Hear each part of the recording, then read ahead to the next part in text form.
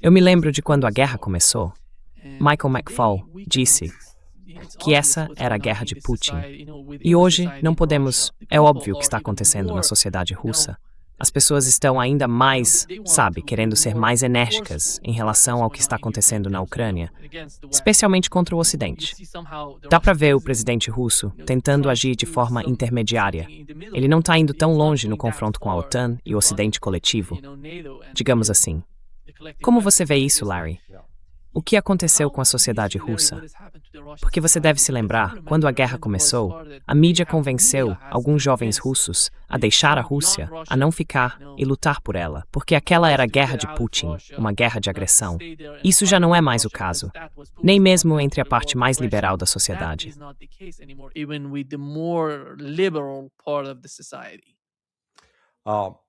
Look, I've only been to Russia. Veja, eu estive na Rússia apenas 2 vezes nos últimos 2 anos. Isso é bastante. Então sabe o que eu sei? O que eu não observei foram protestos contra a guerra. Não ouvi falar disso, e me encontrei com vários tipos de pessoas. Não estou preso a um único grupo. Na verdade, a questão da guerra não aparece muito, porque não é uma guerra, é uma operação militar especial neste momento. É assim que a sociedade está organizada. E o que isso significa é que o consumidor médio, o russo comum, não precisa fazer sacrifícios, como abrir mão de comida ou usar cupons para comprar gasolina. Basta lembrar o que aconteceu nos Estados Unidos durante a Segunda Guerra Mundial. Ninguém podia comprar um carro novo. Nobody could buy a new car for like 3 or 4 years. No new cars. Por 3 ou 4 anos, não havia carros novos disponíveis. Eles eram limitados. Você recebia cupons de racionamento para a quantidade de gasolina que podia comprar. Havia restrições. Você não vê isso na Rússia. Agora você está certo. Há alguns segmentos da sociedade russa que querem que Putin realmente tire as luvas e acabe de vez com a Ucrânia. E às vezes você ouve isso de pessoas como Medvedev, o ex-presidente russo. Mas não há essa onda de, digamos, raiva ou irritação em que dizem, certo, precisamos agir mais rápido, certo? Putin está confiando no Estado-Maior para o plano de guerra, para como estão conduzindo a guerra. E eles cometem erros? Sim, cometeram erros. Eu não estou dizendo de forma alguma que o exército russo é perfeito. I'm not at all arguing that the Russian military is perfect. But, they seem to be handling business pretty well. Mas eles parecem estar lidando com os assuntos muito bem e seguiram em frente. Eu não tive acesso aos planos deles, então tenho que presumir que sabem o que estão fazendo e o que estão tentando alcançar. Como já disse antes, um dos fatores limitantes do desempenho das Forças Armadas russas foi o fato de não ser uma guerra. Como eles não se mobilizaram em uma base de tempo de guerra, dependeram de um processo mais lento para aumentar o número real de homens no exército. E à medida que esse número aumentou, suas operações e atividades se intensificaram. É por isso que neste ano estamos vendo avanços muito mais rápidos do que em qualquer momento nos últimos 3 anos. E acho que isso só vai continuar, não vai diminuir. And I think that's only going to continue. It's not going to subside. Acho que isso mostra como o exército russo vem se transformando. Como ele era, mais um exército defensivo. Eles estavam preparados para se defender, mas não estavam preparados para atacar ninguém. Entende? Para sair da Rússia e enfrentar algo como a OTAN. 700 mil soldados na Ucrânia. Eles estavam enfrentando uma força enorme, enorme mesmo. Mas como você mencionou, isso mostra como eles foram treinados, como vem treinando durante a guerra na Ucrânia. E a Rússia de hoje, o exército deles é totalmente diferente. Eu não sei se pode continuar. Go ahead. I lost Tipo gelé, where's this rain? Não, sumiu. Sim, vá em frente. Estou falando sobre a transformação do exército russo.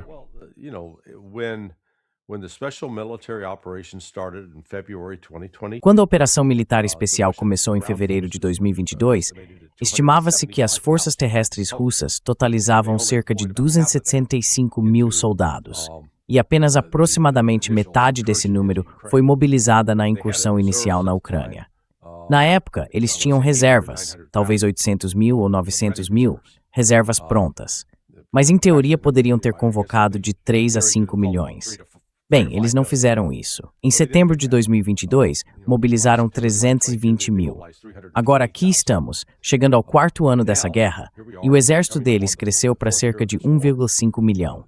Ou seja, aumentou quase 7 vezes em relação ao tamanho que tinha 4 anos atrás. Agora, trazer pessoas significa que você não simplesmente, como os ucranianos estão fazendo, coloca um uniforme nelas e as empurra para a linha de frente.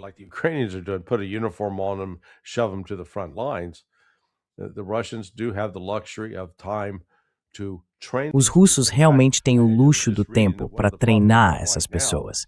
Na verdade, eu estava lendo que um dos problemas que eles têm agora é que há tantas pessoas querendo se alistar, querendo entrar para o exército, que não há campos de treinamento suficientes disponíveis, nem bases suficientes para absorver todos esses novos recrutas. Então veja, a Rússia não está sofrendo.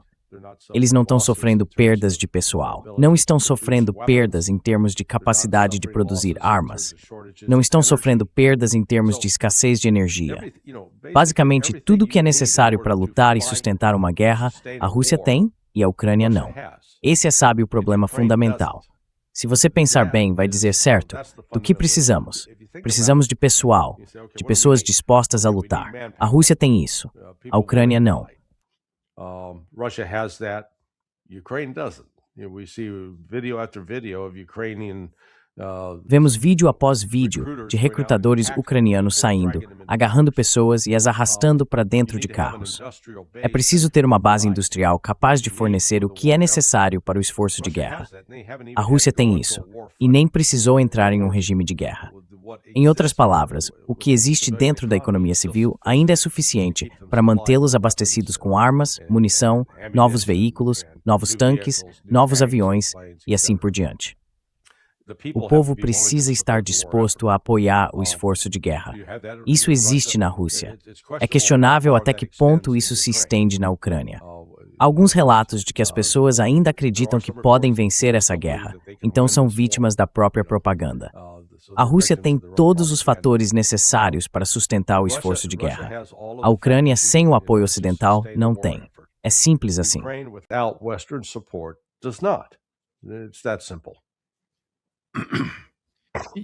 On the part of NATO, how did you find Larry? Da parte da OTAN, o que você achou disso, Larry? Todos esses diferentes tipos de armas indo para a Ucrânia, isso mostra algo, sabe? As armas não estão integradas ao sistema que foi exposto na Ucrânia, de alguma forma. Não sei se isso é uma preocupação para a OTAN. I don't know if that's of concern for NATO. Well, again, Bem, novamente, quando a Rússia constrói armas, elas são feitas de acordo com, digamos, uma estratégia de segurança nacional. Eles realmente têm uma estratégia de segurança nacional genuína. Todo o sistema militar industrial na Rússia não é um sistema capitalista. Não é um sistema em que essas indústrias existam para gerar lucros para acionistas. Essas indústrias existem para garantir que a Rússia tenha o que precisa para se defender de ataques estrangeiros. Essa tem sido a filosofia por trás disso. Enquanto isso, no Ocidente, as várias empresas que constroem tanques, aviões, peças de artilharia e projéteis, todas são empresas capitalistas. Elas são de capital aberto ou servem acionistas. E esses acionistas querem retorno.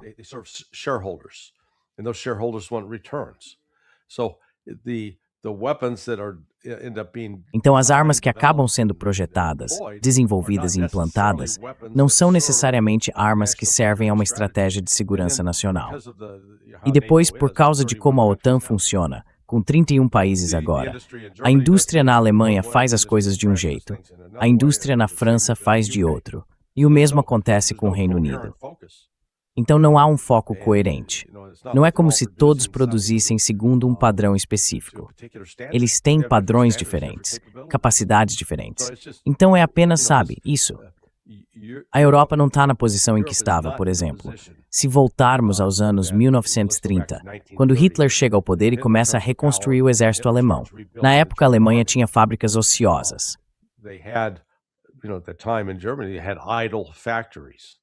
They had workers that were looking for a job. Eles tinham trabalhadores que estavam procurando emprego. Hoje, na Alemanha, eles têm um problema com energia. Eles não conseguem, bem, você sabe, eles não conseguem produzir. Estão fechando fábricas. E muitas dessas fábricas estão se mudando para o exterior. Então, neste momento, eles não têm a capacidade instalada para produzir em um nível que realmente fortaleça o exército de forma significativa. E sabe, francamente, a Rússia também está observando isso. A Rússia não vai ficar parada e permitir que esses países se rearmem na escala do que a Alemanha fez na década de 1930. Porque os russos estão legitimamente preocupados com o fato de a Europa continuar falando sobre atacar a Rússia. Eles continuam tratando a Rússia como se fosse um inimigo.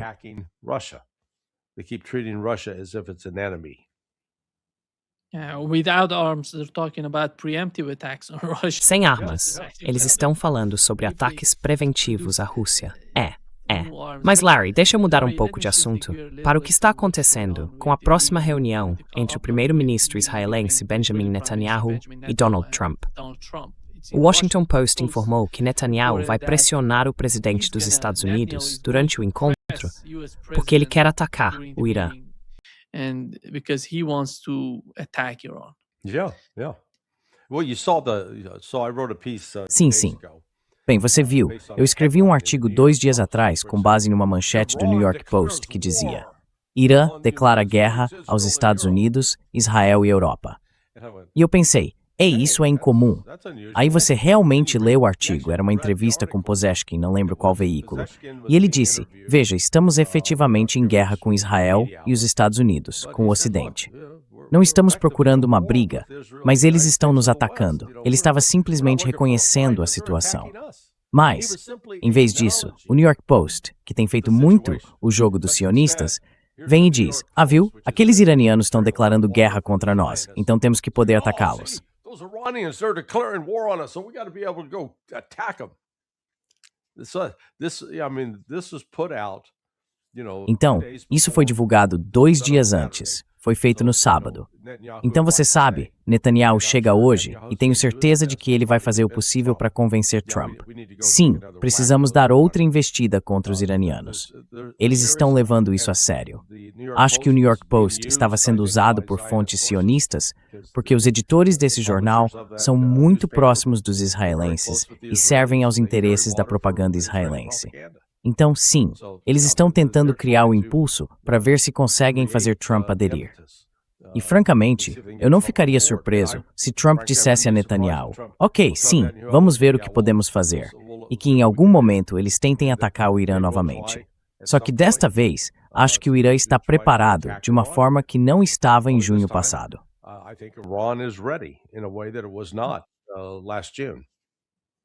And you feel it. E você sente, você vê isso quando está aqui no Irã. E eu não sei, Larry, quando se trata de... Eles estavam falando sobre o programa nuclear do Irã. Agora estão falando sobre instalações de mísseis.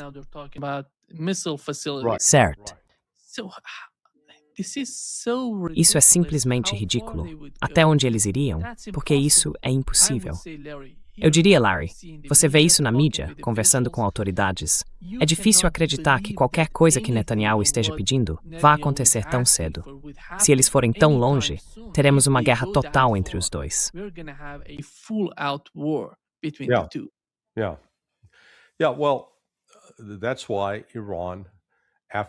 É por isso que o Irã, depois do ataque, a guerra de 12 dias, de 13 a 25 de junho, sentou e percebeu. Sabe de uma coisa?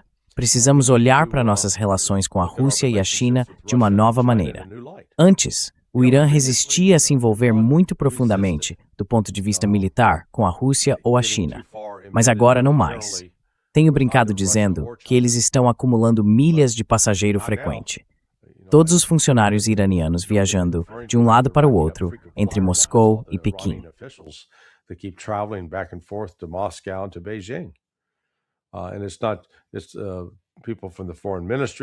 E não são apenas pessoas do Ministério das Relações Exteriores. Há também pessoas do Ministério da Defesa. Sabe, não se trata de uma ou duas reuniões. Há contato frequente. Então agora o Irã está em uma posição militar, econômica e política muito mais forte do que estava em 12 de junho de 2025. E veja, se Israel for tolo bastante para seguir em frente e atacar o Irã, achando que vai derrotar o país e provocar o colapso da sociedade, pode acabar fazendo o mesmo consigo mesmo. Porque eu acho que o Irã está agora em uma posição muito mais forte para retaliar.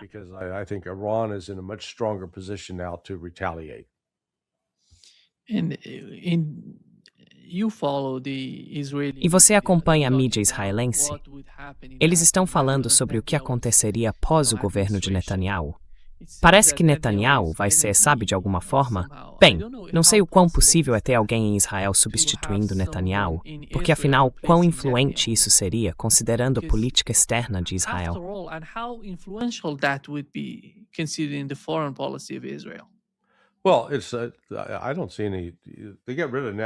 Bem, eu não vejo nada. Se eles se livrarem do Netanyahu, ele tem talento para saber como manipular a opinião dos Estados Unidos e conseguir apoio dos norte-americanos. Mas, em relação às políticas que ele está seguindo, há uma maioria de israelenses que as apoiam. Então não é como se Netanyahu estivesse impondo uma política que a maioria dos israelenses rejeita. É justamente o contrário. Eles a abraçam. Talvez só não gostem do Netanyahu pessoalmente, e ele é corrupto. Mas se Netanyahu sair, não vejo Israel mudando de rumo a alguma.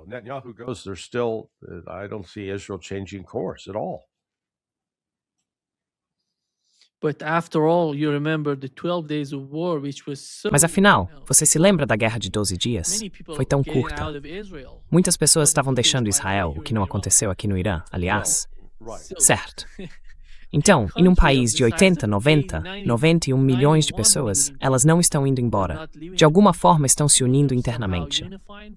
E você vê em Israel pessoas saindo, sabe, indo para Chipre e outros países. Então, sabe, isso não faz sentido.